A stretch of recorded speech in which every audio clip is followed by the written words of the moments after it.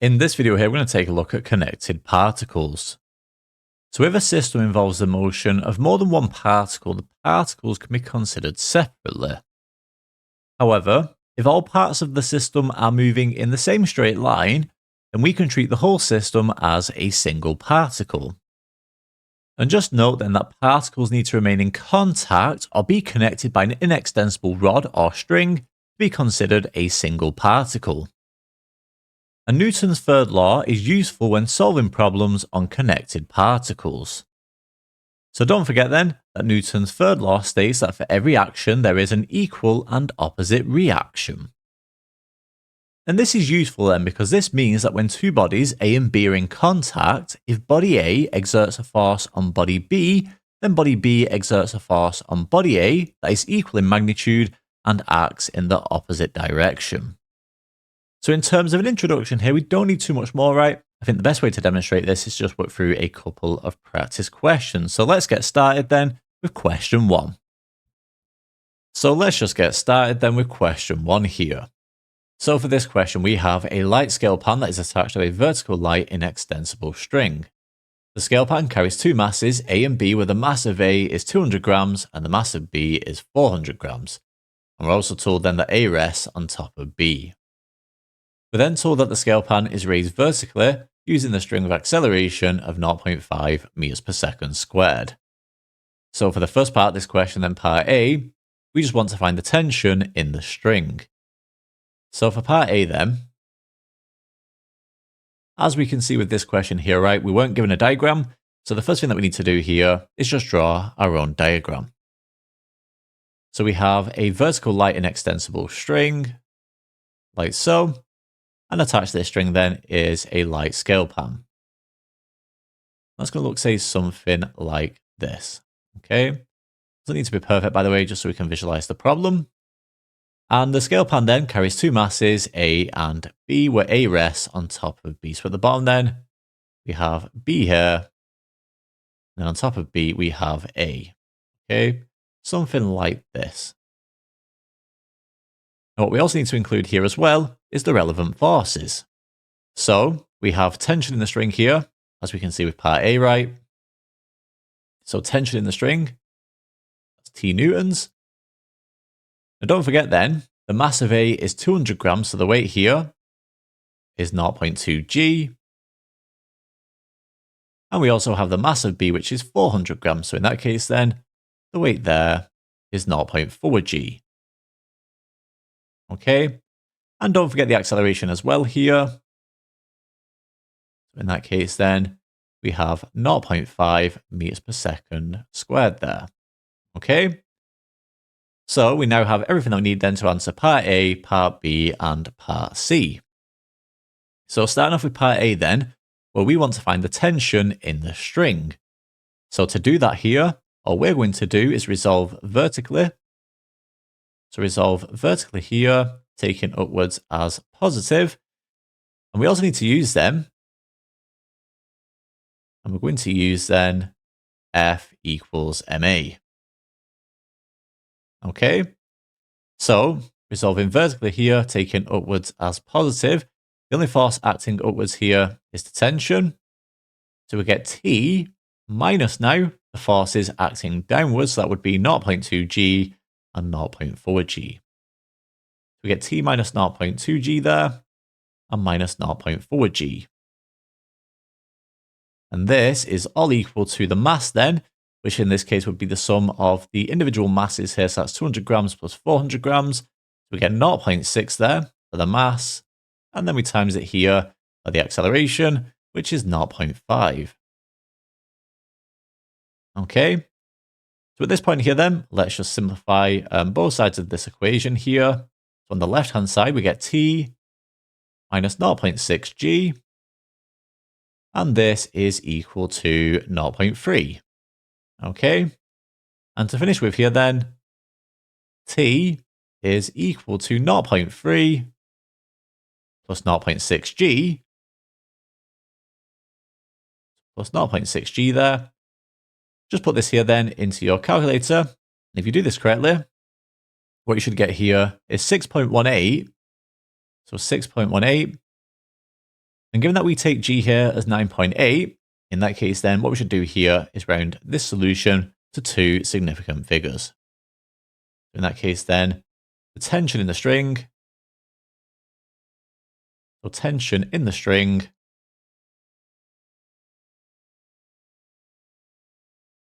is 6.2 newtons there. Okay, so 6.2 newtons there. Okay, giving us a solution to part A. So moving on now, let's have a go then at part B. Let's do that over here.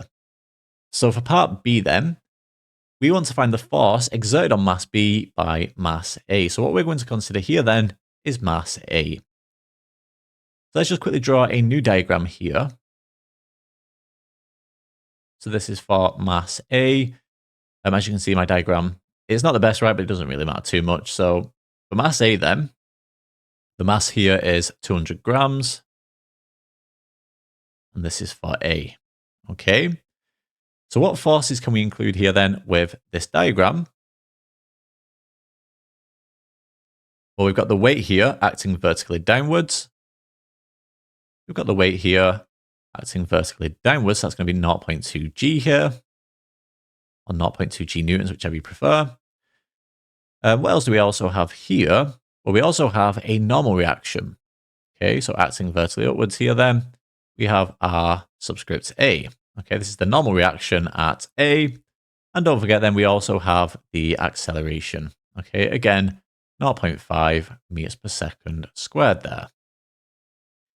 So again, all we need to do here is resolve vertically, taking upwards as positive, and we also need to use F equals ma again. So let's just make a note here to resolve vertically, taking upwards as positive, and use F equals ma. Okay, so in that case then, what do we get here? We get R subscript A, so that's acting upwards, minus them, so minus 0.2 G here, like so. There's no more forces here going up or down, so in that case then, this is equal to the mass times the acceleration. So we get 0.2 here, so 0.2 for the mass times by the acceleration, which is 0.5. So times by 0.5, like so. In that case then, let's just simplify this here. So RA here is equal to 0.1 plus 0.2 G. So of course, just use a calculator here to evaluate this, right? And if you do this correctly then, given your answer to two significant figures here, what you should get then is 2.1 newtons here. Okay, and that's the two significant figures. So in that case then, let's just write this down here. The force, so the force exerted on B, force exerted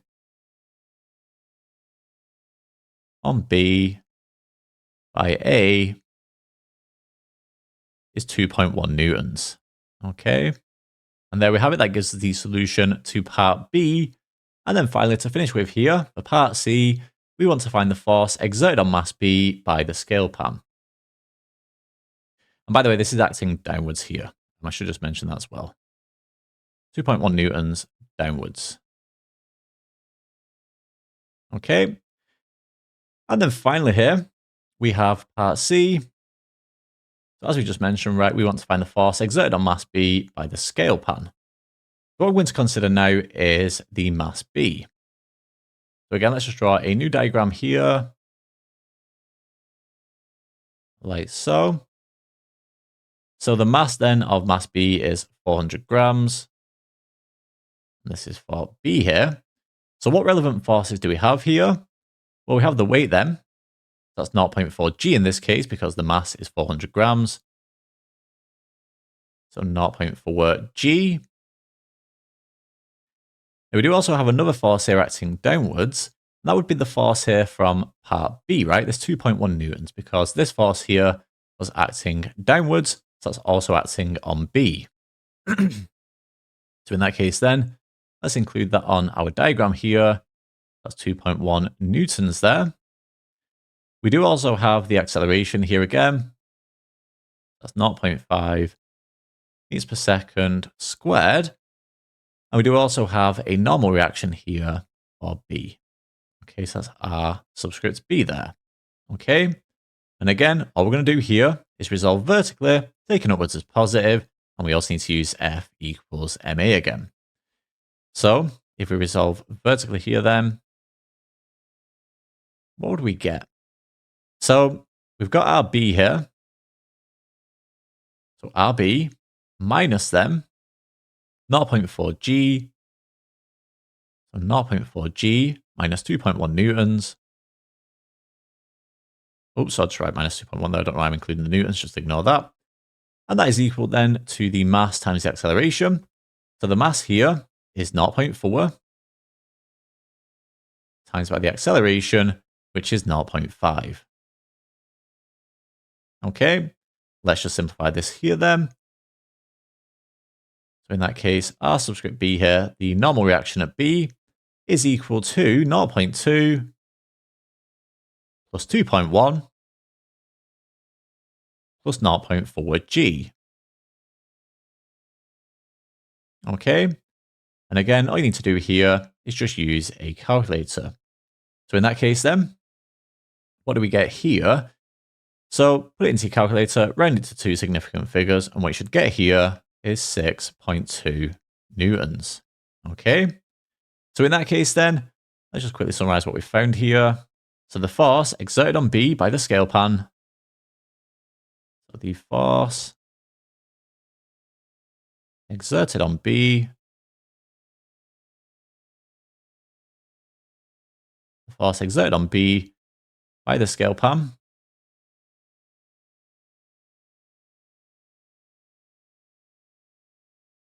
is 6.2 newtons.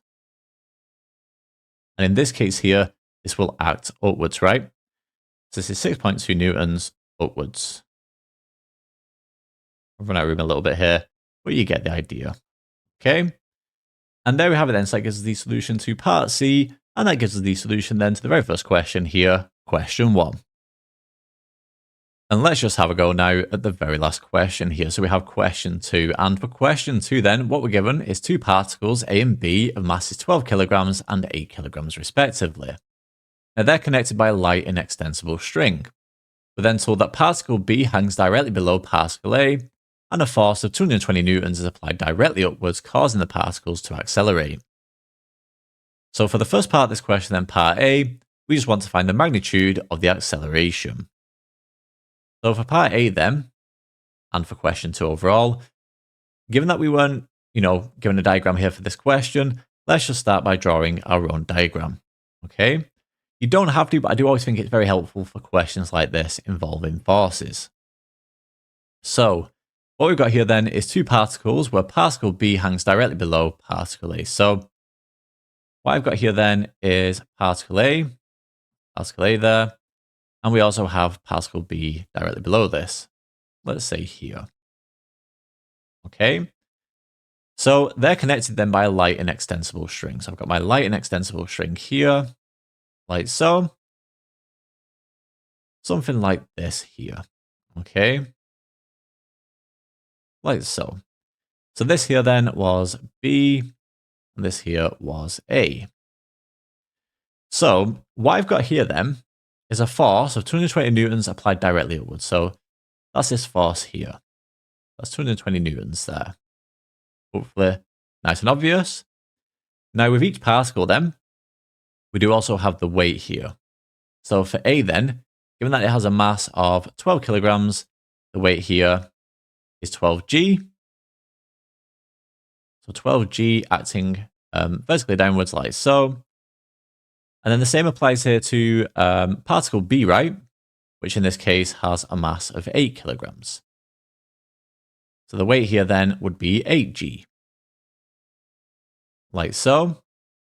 Now, in the string here, we do also have tension. So we have this tension here going down, like so. So T newtons there. And we also have tension here as well in the string. Again, T newtons there. And then finally, you could also include the weight here at the very bottom. So W if you want to, which would just be the sum of these two individual weights here. It's completely up to you how you present that. Okay, but just as long as you're aware of how you're presenting that, and obviously as long as you can follow along with that. So don't forget as well, we do also have the acceleration here. And as we're told in the question, right, it causes the particles to accelerate directly upwards. So in this case here, we don't know the acceleration, right? So we're just going to write that as a meters per second squared.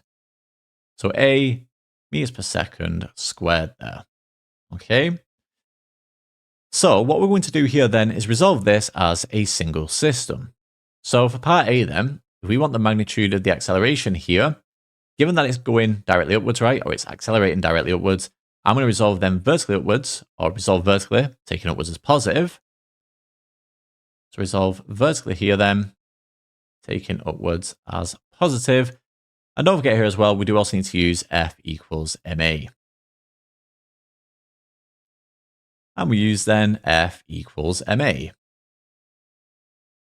So in that case here, what do we get if we resolve vertically, taking upwards as positive? Well, we get 220. So we get 220. I then get minus t plus t. Okay, because we've got this t here, this force of t newtons going downwards.